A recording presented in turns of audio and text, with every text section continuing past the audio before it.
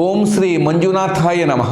ಶ್ರೀ ಕ್ಷೇತ್ರ ಧರ್ಮಸ್ಥಳ ಪಾದಯಾತ್ರಿಗಳ ಗಡಣ ಶಿವ ಪಂಚಾಕ್ಷರಿ ಮಂತ್ರ ಪಠಣದೊಂದಿಗೆ ಅಹೋರಾತ್ರಿ ಜಾಗರಣೆ. ದಕ್ಷಿಣ ಕನ್ನಡ ಜಿಲ್ಲೆಯ ಬೆಳ್ತಂಗಡಿ ತಾಲೂಕಿನ ಶ್ರೀ ಕ್ಷೇತ್ರ ಧರ್ಮಸ್ಥಳ ಧರ್ಮಾಧಿಕಾರಿ ಡಾಕ್ಟರ್ ಡಿ ವೀರೇಂದ್ರ ಹೆಗ್ಗಡೆಯವರ ಅನುಗ್ರಹ ಮಾರ್ಗದರ್ಶನದಲ್ಲಿ ಮಹಾಶಿವರಾತ್ರಿ ಮಹೋತ್ಸವದ ಧಾರ್ಮಿಕ ವಿಧಿವಿಧಾನಗಳು ಶ್ರೀ ಮಂಜುನಾಥನ ಸನ್ನಿಧಿಯಲ್ಲಿ ಜರುಗಿ, ಅಂತೆಯೇ ಪ್ರವಚನ ಮಂಟಪದಲ್ಲಿ ಭಕ್ತರ ಸಮೂಹದೊಂದಿಗೆ ಅಹೋರಾತ್ರಿ ಜಾಗರಣೆ ಇದರನ್ನು ದೀಪ ಪ್ರಜ್ವಲನಗೊಳಿಸಿ ಧರ್ಮಾಧಿಕಾರಿ ಡಾಕ್ಟರ್ ಡಿ ವೀರೇಂದ್ರ ಹೆಗ್ಗಡೆಯವರು ಉದ್ಘಾಟಿಸಿ ಶಿವ ಪಂಚಾಕ್ಷರಿ ಮಂತ್ರ ಪಠಣವನ್ನು ಮಾಡಿದರು. ಭಕ್ತರ ಎಲ್ಲರೂ ಸೇರಿಕೊಂಡು ಅಹೋರಾತ್ರಿ ಇಲ್ಲಿ ಶಿವ ಪಂಚಾಕ್ಷರಿ ಪಠಣ ನೆರವೇರಿಸಿ ಬೆಳಗ್ಗೆ ಶ್ರೀ ಮಂಜುನಾಥನ ರಥೋತ್ಸವವು ಜರುಗಿ, ಒಟ್ಟಿನಲ್ಲಿ ಮಹಾಶಿವರಾತ್ರಿ ಮಹೋತ್ಸವ ಸಡಗರ ಸಂಭ್ರಮದಿಂದ ಅದ್ದೂರಿಯಾಗಿ ಜರುಗಿತು. ಇದರ ವಿಸ್ತೃತ ವರದಿಯನ್ನು ಇದೀಗ ವೀಕ್ಷಿಸೋಣ. ಓಂ ಸ್ವಸ್ತಿ.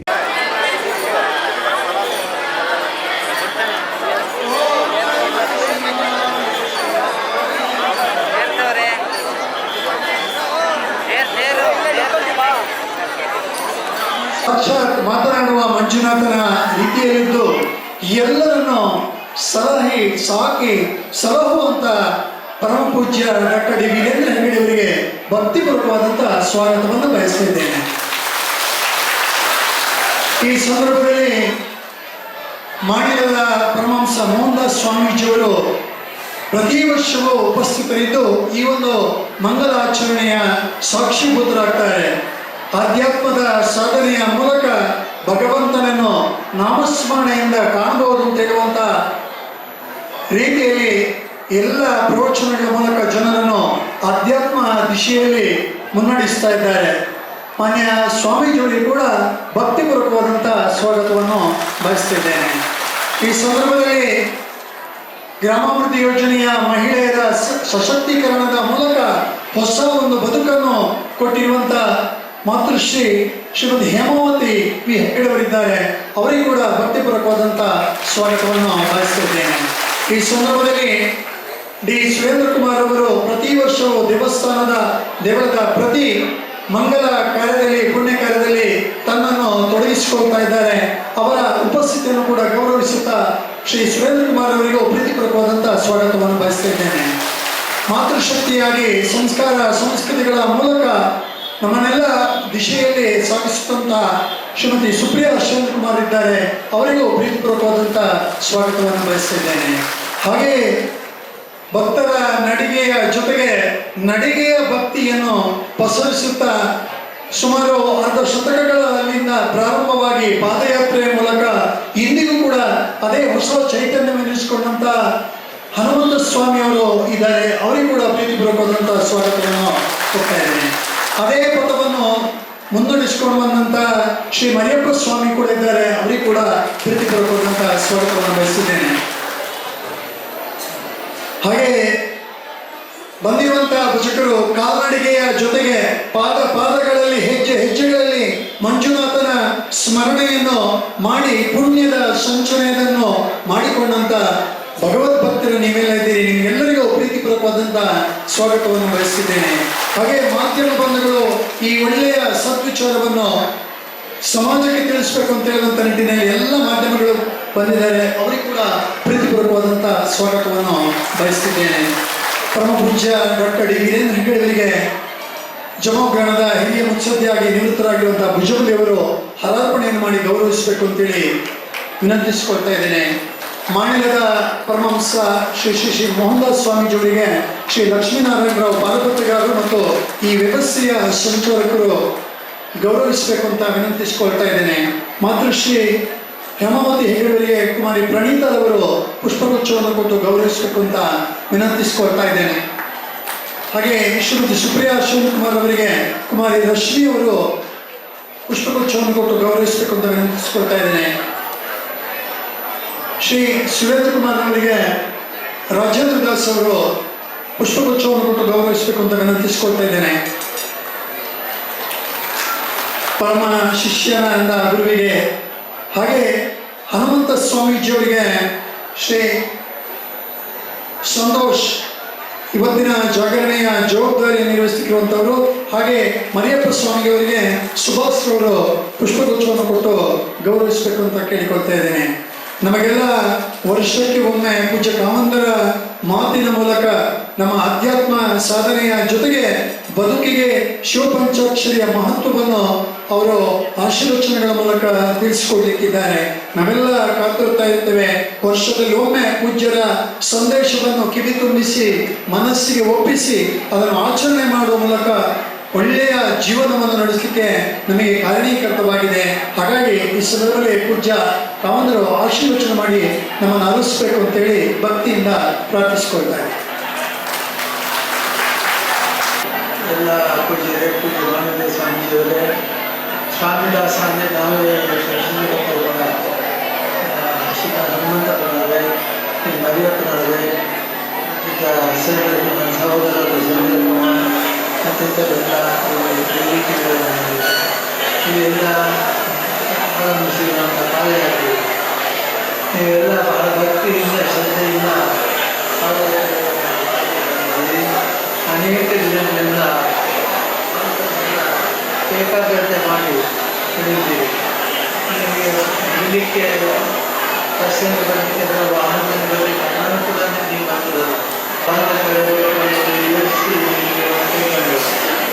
ಅನೇಕ ಮಂದಿ ಇಲ್ಲಿ ಬರುವಾಗ ಬಸ್ಸಿಗೆ ಮಹಿಳೆಯರಿಗೆ ಬಸ್ಸು ಉಚಿತವಾಗಿದೆ. ಬಸ್ಸಲ್ಲಿ ಬಂದಿದ್ದು ಆರಾಮಾಗಿ ಬರಬಹುದು. ಆರಾಮ ಬೇಡ ಅಂತ ಹೇಳಿ ನೀವು ಆರಾಮ ಭಾಳ ಇಚ್ಛೆಯಿಂದ ಮಾಡಬೇಕು.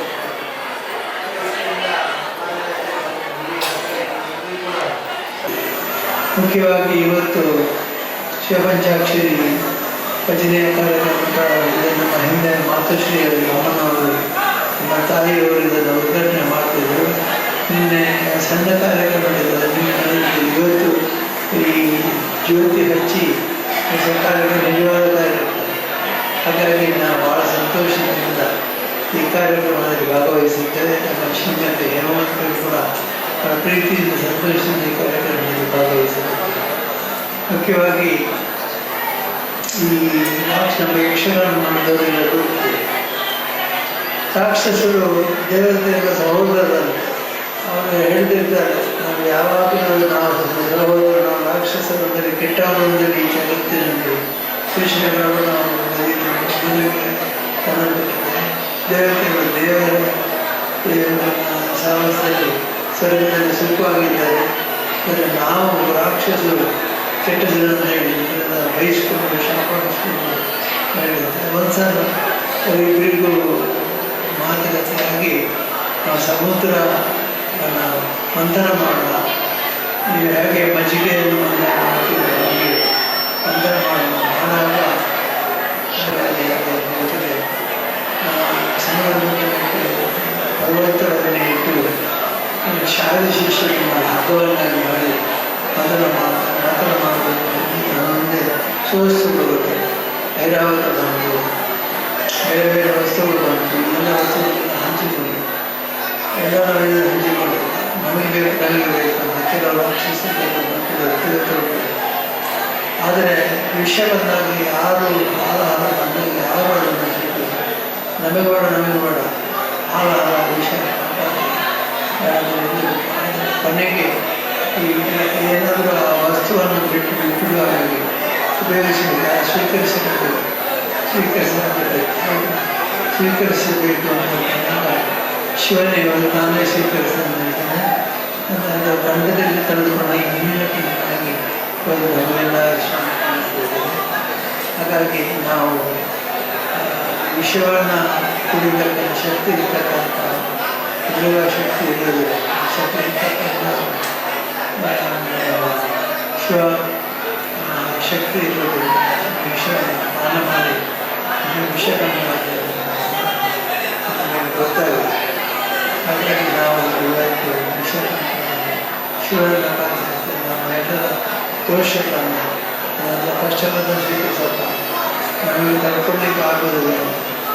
ಹಾಗೆ ನಮಗೆಲ್ಲ ಕಷ್ಟ ಇದೆ, ಮನೇಲಿ ಕಷ್ಟ ಇದೆ, ನನ್ನ ಮನಸ್ಸನ್ನು ಕಷ್ಟ ಇದೆ, ಆ ಸಂಸಾರದಲ್ಲಿ ಅನೇಕ ಕಷ್ಟಗಳು ಬಂದಿದೆ. ಅದು ಬರೋದಿಲ್ಲ ಅಂದರೆ ಈಶ್ವರನ್ನು ಗಟ್ಟಿಯಾಗಿ ಅಪ್ಪಿಕೊಂಡಾಗ ಎಷ್ಟು ಪ್ರೀತಿಸಿದ್ರು ಅವರು ಬರೋದು ಬಂದಿದ್ದಾಗ ಅವನು ಹೇಳ್ತಾನೆ, ನನಗೆ ಇಲ್ಲಿ ಈಶ್ವರನ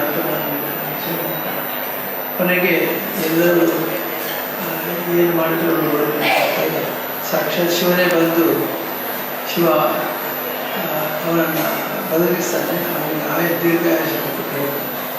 ಆಮೇಲೆ ನಮಗೆ ಬಂದ ಆಪತ್ತುಗಳನ್ನು ನಾವು ಭಗವಂತನಿಗೆ ಸಮರ್ಪಣೆ ಮಾಡಿದರೆ ಅದನ್ನು ರಕ್ಷಣೆ ಮಾಡಿ ನಾನು ಹೊಂದಿರುವ ಸಾರಾಂಶ. ಹಾಗಾಗಿ ನೀವೆಲ್ಲ ಇವರು ಬಹಳ ಜನ ಇದ್ದಾರೆ, ಹೆಣ್ಮಕ್ಳು ಇದ್ದಾರೆ, ಬಂದವರೆಲ್ಲರೂ ಕೂಡ ಯಾರು ಕೂಡ ಸ್ವಾರ್ಥಕ್ಕಾಗಿ ನನಗೆ ಒಳ್ಳೆಯದಾಗಬೇಕು, ನಮಗೆ ಒಳ್ಳೆಯದಾಗಬೇಕು, ನಮಗೆ ಅಂತ ನಮ್ಮ ಸಂಸಾರಕ್ಕೆ ಒಳ್ಳೆಯದು, ನಮ್ಮ ತಾಯಿಗೆ ಒಳ್ಳೆಯದಾಗಬೇಕು, ಮನೆಗೆ ಒಳ್ಳೆಯದಾಗಬೇಕು, ನಮ್ಮ ತಮ್ಮನಿಗೆ ಒಳ್ಳೆಯದಾಗಬೇಕು ಅಂತ ಪ್ರಾರ್ಥನೆ. ಈಗ ಪ್ರಾರ್ಥನೆ ಮಾಡೋರು ಬಹಳ ತಗೊಳ್ಳಿ. ಎಲ್ಲರೂ ನನಗೆ ಸಂಪತ್ತು ಕೊಡುವಂಥದ್ದು, ನನಗೆ ಶಾಶ್ವತವಾಗಿ ಆರೋಗ್ಯ ಕೊಡು, ನೀವು ಒಳ್ಳೆಯದು ಮಾಡೋದು. ಯಾರು ಕೂಡ ನನಗೆ ಬಂದಂಥ ಕಷ್ಟವನ್ನು ದೇವರು ಎದುರಿಸಿ ಒಳ್ಳೆಯದಾಗಲಿ ಮಾಡೋದು. ಹಾಗಾಗಿ ನಿಮ್ಮೆಲ್ಲರೂ ಕೂಡ ಈ ಬಂಧಗಳು ಪಾದಯಾತ್ರೆ ಮಾಡೋದು.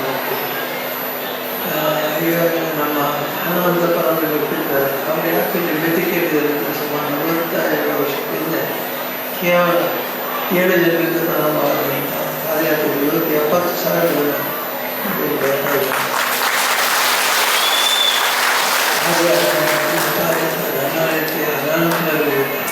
ಅನುಕೂಲಗಳಿವೆ, ಎಲ್ಲರೂ ಸಹಿಸಿಕೊಂಡು ಪಾದಯಾತ್ರೆ ಮಾಡ್ತಾರೆ. ಬಂದಾಗ ಅವರಿಗೆ ನಾವು ಏನು ಸ್ವಲ್ಪ ವ್ಯವಸ್ಥೆ ಮಾಡಿ ಎಷ್ಟು ವ್ಯವಸ್ಥೆ ಮಾಡಿದ್ರು ಕೂಡ ಇವತ್ತು ದರ್ಶನ ಇಡೀ ರಾತ್ರಿ ದರ್ಶನ ನಮಗೆ ರಾತ್ರಿ ಉತ್ಸವದಲ್ಲಿ ನಾನು ಬೆಳಿಗ್ಗೆ ಕೂಡ ದರ್ಶನ ಇದೆ. ಹಾಗಾಗಿ ನಾವು ಸುಮಾರು ಪೂಜೆಗಳನ್ನು ಮಾಡುವಾಗ ಹಂತದವರು ಮಾತ್ರ ಹೆಚ್ಚು ಕಾಯಲಿಕ್ಕಾಗೋದು. ಹಾಗಾಗಿ ಈ ಮಹಾಶಿವರಾತ್ರಿ ಮೇಲೆ ಬಂದಿದ್ದೀವಿ, ಸ್ವಾಮಿ ದರ್ಶನ ಮಾಡಿದ್ದೀವಿ, ಸ್ವಾಮಿ ಸೇವೆಯನ್ನು ಮಾಡಿದ್ದೀವಿ, ಭಕ್ತಿಯಿಂದ ಪಾದಯಾತ್ರೆಗೆ ಸೇರಿಕೊಂಡು ಬಂದು ಎಲ್ಲರಿಗೂ ನಮಗೆ ಈ ಪ್ರವಾಸ ಯಾತ್ರೆಗೆ ನೀವು ಪೂರ್ಣ ಪಾದ ಸಿಗಲಿ ಅಂತ ನಾನು ಆಶಿಸ್ತೀನಿ. ಪೂರ್ಣವಾದ ಪಾದ ನನಗೆ ಸಿಗಲಿ.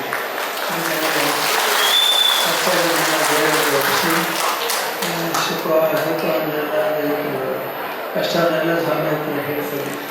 ಪ್ರಾರ್ಥನೆ ಮಾಡುತ್ತಾರೆ, ಎಲ್ಲರಿಗೂ ಒಳ್ಳೆಯದಾಗಲಿ. ಜನ ಸುಖಿನ ಭವಂತು, ಎಲ್ಲರಿಗೂ ಒಳ್ಳೆಯದಾಗಲಿ.